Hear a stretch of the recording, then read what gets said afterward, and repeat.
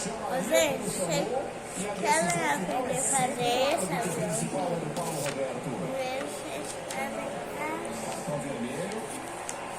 Tem uma expulsão na comissão técnica do Fortaleza, o Diego Moraes já vai confirmar pra gente. E o Paulo Roberto vai pro campo. Ele analisou e... Não sei se vai ter escrito, né? Falta pro Fluminense, vira o torcedor do Fluminense. O que não invalida o risco. O Fluminense dá sopa pro azar. Nesta leva sorte devido. Sorte, de fato, foi falta do Galhardo, como vimos e ouvimos do nosso Paulo César de Oliveira. Estamos vendo a imagem. Mas segue correndo o risco da conta.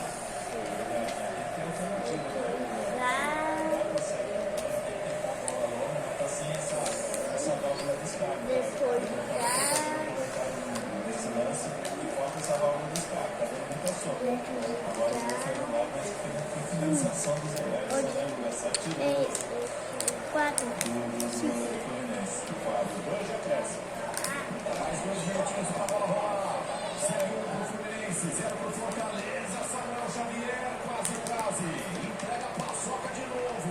O torcedor está angustiado.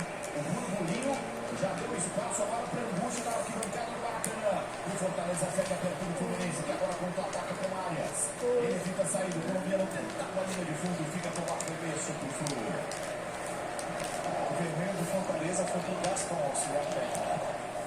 Não escapa nada do microfone da nossa reportagem. Fábio Júnior de um lado, Diego Moraes do outro.